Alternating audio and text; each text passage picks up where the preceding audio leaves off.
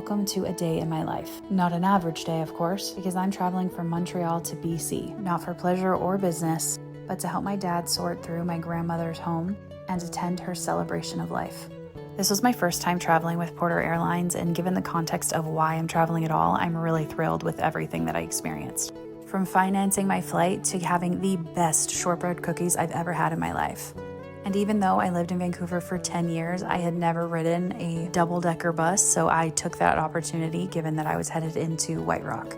I'm currently doing a 100-day challenge to change my life, and so I did all of my practices while on the bus in public. It's definitely not for the lighthearted, but if you are looking to maintain your sanity while processing grief, much recommended. I made sure to stop by White Spot while I coached a client before meeting up with the rest of my family. Met up with my dad and my great uncle and decided to snooze in the back of my dad's truck, waiting for our appointment with the lawyers.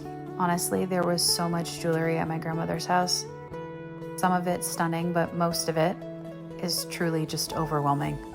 So many of these were handmade from her travels, and I won't be able to keep them all. If there's one thing I could count on my grandmother, it's to have the best photos of me growing up and these crazy old antiques, including the scroll of our family genealogy dating back to 1664. Today was a lot. So there are 90 days left for me to change my life, but it has been interrupted and less ideal because I'm currently in Vancouver helping navigate the dispersal of my grandmother's estate. So it's been emotionally a lot. One of the hardest things that I've had to do is really take time aside for myself to make sure that I'm eating, to make sure that I'm breathing, to make sure that I'm just taking care of myself. Grief is a weird enough process as it is, but then you have to tackle the logistics of someone dying, and that is even more stressful. So currently I'm just on a coffee break. I walked up to Starbucks from my grandmother's apartment to pick up myself a pumpkin spice latte and my dad a double, and I am just so exhausted and so tired. And what's interesting is when you're in these positions of having to logistically handle someone's passing, everyone has their own idea of how things could go. And this is my third time moving through this, and I already have some understandings of how to make the process a lot smoother. But when people are going through it the first time, they obviously have their own ideas, and you want to make sure that people feel heard and seen and throughout the process.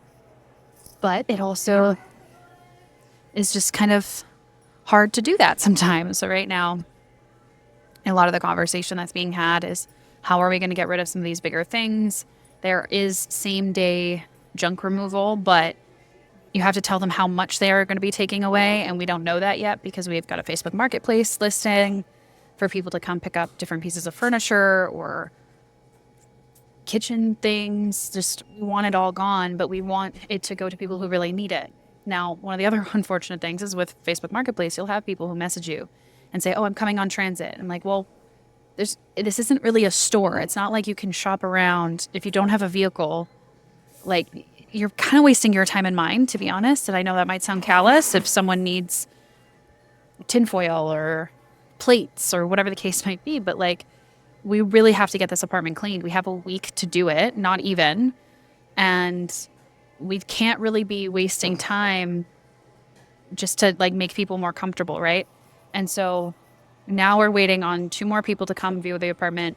I'm going to make one last Facebook notification and tell them, these are the times to pick up. If you want to come, show up right away. And if no one comes, then we have to call the junk dispersal company and tell them, hey, this is what we've got going on, same day, and give us enough time to reassess.